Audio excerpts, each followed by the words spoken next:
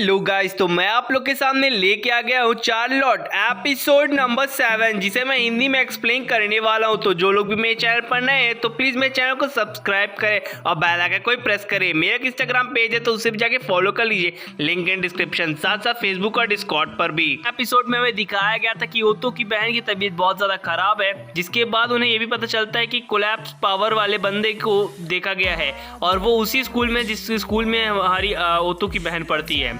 अब यहाँ पास से ओतो की बहन की तबीयत खराब है, लेकिन ओतो मोरी को ये शक होता है कि ओतो की बहन ही वो पावर वाली लड़की है, यानी कोलैप्स की पावर वाली लड़की है। फाइनली लास्ट में ये रिवील हो जाता है कि ओतो की बहन ही वो थी जिसने उस जगह को कोलैप्स किया था और पूरे स्कूल का आधा हिस्सा उड़ा दिया था। लेकिन साथ ही साथ अब आगे पता चलेगा कि उसकी बहन के साथ क्या हुआ। अपन लोग अब इंट्रो चला लेते, तो लेट्स स्टार्ट द इंट्रो।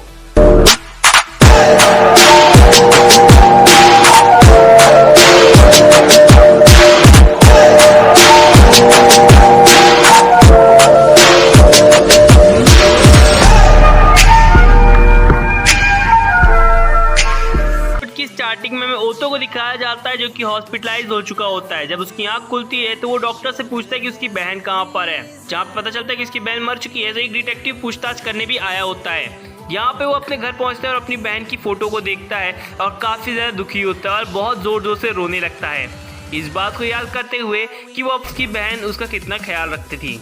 अब वो इतना ज़्यादा अकेला हो चुका था कि उसने अपने आप को रूम के अंदर बंद कर लिया था और खाना खाने के लिए उसने वो रोमेन वाला बॉक्स खोला था और उसके अंदर जितने भी रोमेन होते हैं वो उनके पैकेट्स और डिब्बे को खोल खोल कर खाता और टीवी देखता। इसके अलावा उसके पास और कोई काम नहीं बचा था। अब उसने स्कूल जाना भी छोड़ दिया था। उससे मिलने के लिए ईशा मोरी तजाओ भी आते हैं, जहाँ पे वो उन्हें मना कर देता है और कहता है मुझे किसी की भी ज़रूरत नहीं है, और उन्हें उस जगह से भगा देता है। जिसके साथ साथ ईशा मोरी के अंदर उसकी बहन की सोल आ जाती है और वो उस खाने को गिरा देती है और कहती है कि शायद मैं इसे आग से जला दूं। तजाओ को ऑर्डर देती है कि तुम इसे तोड़ दो अपनी पावर से, जहाँ पे वो कहता है कि मैं सिर्फ कांच को छोड़ सकता हूँ क्योंकि दरवाज़ा बहुत मोटा है, इसलिए मैं ये काम नहीं कर सकता। ईशा मोरी सोचती है कि मैं इसे जला देती हूँ, लेकिन ऐसा करने पर सारे बिल्डिंग में हड़कंप मच जाएगा। जिसके बाद वो लोग उस जगह से चले जाते हैं और यहाँ पास से मेन कैरेक्टर हो तो अकेला पड़ जाता है और उसकी बहन की फोटो को दिखाया जाता है कि उतने में ही उसकी बहन की एक फ्रेंड आती है और जो कि उससे बोलती है आप ठीक तो हो ना, और उससे काफ़ी सारी बात करने की कोशिश करती है उससे बहन से रिलेटेड, लेकिन वो बात करने की इंटरेस्ट में नहीं था। जिस पर वो कहता है कि तुम यहाँ से चली जाओ और मुझे मत बताओ कि वहाँ क्या हुआ था या क्या नहीं।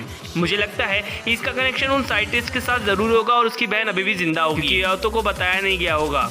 इन फ्यूचर में कुछ समझ में आ ही जाएगा जब ये सारी चीज़ें चलेंगी। तो खैर, जहाँ पास से वो अपनी उसकी बहन के ऊपर यानी कि उसकी बहन की फ्रेंड के ऊपर काफ़ी ज़्यादा गुस्सा करता है, उसे भगा देता है और कहता है यहाँ दोबारा कभी मत आना। इसके साथ साथ वो वहाँ से चली जाती है। अब वो रोमेन के वाले बॉक्स खोलता है जहाँ पे उसे पता चलता है कि रोमेन तो है ही नहीं इसके अंदर।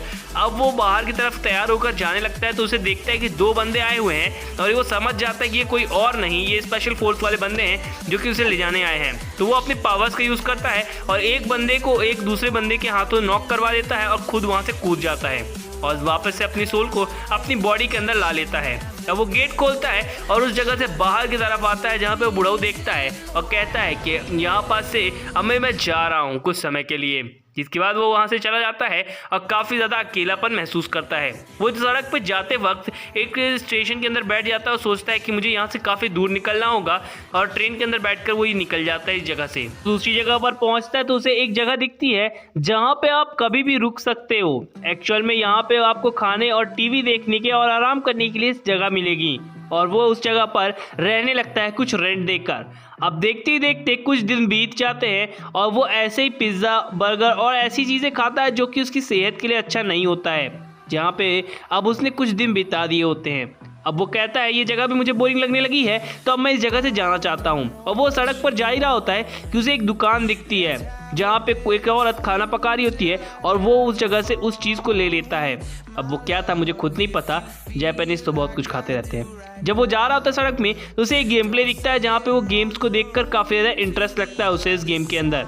तो वो खुद भी उस गेम के अंदर जाकर खेलने लगता है और यहाँ पास से वो इतना ज़्यादा खुश हो जाता है कि अब उसकी इविलनेस बाहर की तरफ आने लगी है। वो कहता है ये खेलने में काफ़ी ज़्यादा मज़ा आ रहा है, अभी तक पता नहीं मैं कौन सी ज़िंदगी जी रहा था। और वो इतना खेलने में व्यस्त हो जाता है, अगले दिन वो जब वो आता है गेम खेलने के लिए तब वहाँ पे दो बंदे ऑलरेडी खेल रहे होते हैं और वो उनका वेट करते करते काफ़ी सारी चीज़ें खा लेता है। अब वो उन्हें कहता है कीड़ो वहाँ से हट जाओ क्योंकि मुझे गेम प्ले करना है। जिसके बाद वहाँ पे वो तीनों बंदे उसे उस गेट से बाहर की तरफ लेकर जाते हैं और कहते हैं कि तुम हम 3 हैं और वैसे भी तुम जीत नहीं सकते हो। जिसके बाद वो कहता है क्या तुम्हें सच में ऐसा लगता है, और वो अपनी पावर्स का यूज़ करना चालू करता है। एक बंदा चाकू निकालता है उसे मारने के लिए, लेकिन वो उसकी बॉडी के अंदर घुस कर दूसरे बंदे को चाकू से मार देता है। अब यहाँ पास से वो अपने इवलनेस इतनी बढ़ा लेता है कि उसने जो खाया होता है, मतलब जो कांटा होता है, चॉपस्टिक होता है, वो उस बंदे के पैर पे घुसा देता है और कहता है तुम चाहो तो मेरे पास दूसरा वाला भी है और मैं इसका यूज़ काफ़ी अच्छी तरीके से कर सकता हूँ। यहाँ पास से वो बोलता है कि मुझे जाने दो और उस जगह से वो उठकर निकल जाता है।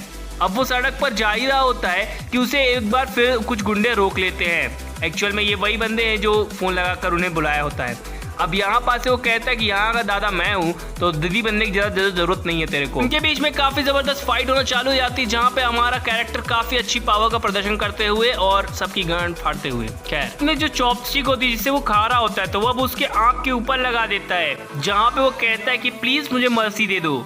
मतलब अब वो माफ़ी मांग रहा होता है। जिसके बाद वो कहता है अब तुम्हारे साथ ही तुम्ही को मारेंगे, अगर ऐसा ना कर पाए तो मैं इन सभी को मारूंगा। इसके बाद अब वो सब लोग आपस में ही फाइट करने लगते हैं, जिसे देखकर काफ़ी ज़्यादा वो हंसता है और कहता है यही ज़िंदगी है। मतलब उस बंदे की अब इवलनेस बाहर निकलने लगी है।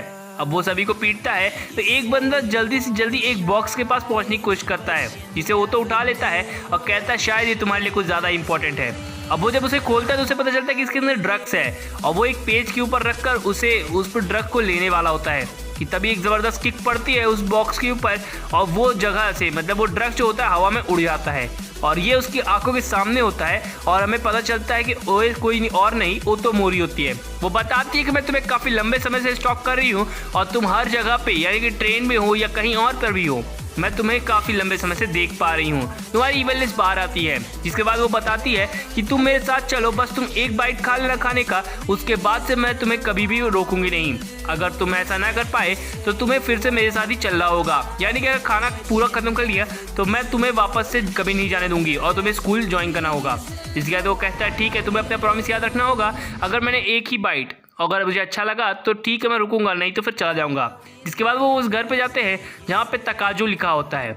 अब वो उस घर के अंदर जाने के बाद वो बताती है इस घर में कोई भी नहीं है, तो जो तुम चाहो कर सकते हो। जिसके बाद टीवी देखते वो लेटा होता है बेड पर। अब वो जब ओटोमोरी को देखता है तो उसे उसमें अपनी बहन दिखने लगती है। जिसके बाद उसे जैसे ही नींद आता है तो उसकी बहन जैसे कहती थी कि खाना रेडी हो चुका है, ठीक वैसे ही ओटोमोरी भी कहती है और वो झटक के उठ जाता है। यहाँ पास से भी दिखाया जाता है कि उसने वही खाना बनाया होता है जो उसकी बहन हमेशा बनाया करती थी। जिसके बाद वो बताती है कि इसे खाओ, जहाँ पे वो खाता है एक बाइट और उसे ऐसा लगता है जैसे ये सेम टेस्ट है, यानी जैसे उसकी बहन बनाती थी सेम वैसे ही बना है। जिस पर वो बताती है कि तुम्हारी बहन हमेशा से तुम छोटे थे तो तुम्हें ये पसंद था, ऐसा तुम्हारी मॉम ने एज अ रेसिपी लिख के रखा था इस बुक के अंदर। वो इस किताब को पढ़ती और वही इसलिए वो खाना बनाती थी। इसके बाद वो कहता है सच में मेरी बहन काफ़ी ज़्यादा लाजवाब थी। करता है कि वो आखिरी टिफिन ही था उसकी बहन का दिया हुआ। जिसके बाद वो पूरा का पूरा खाना खा लेता है और अपने ऊपर पट्टी बांध रखता है और कहता है कि ठीक है तो अब मैं यहाँ से जाता हूँ। जिस पर वो तो मेरी कहती है कि मैंने हमारे बीच में डील हुई थी एक बाइट, लेकिन तुमने पूरा का पूरा खा लिया जैसे तुम काफ़ी लंबे समय से भूखे थे, तो अब तुम्हें मेरे साथ स्कूल ज्वाइन करना होगा और साथ ही साथ हमारे साथ रहना होगा। अब तुम यहाँ रह सकते हो। ये कहते ही वो दोनों एक दूसरे की तरफ स्माइल करते हैं और इस एपिसोड ने बेचारे ने यही दम तोड़ दिया है। तो अगर आपको मेरी एक्सप्लेनेशन अच्छी लगी हो तो प्लीज़ मेरे चैनल को सब्सक्राइब कर देना। Thank you.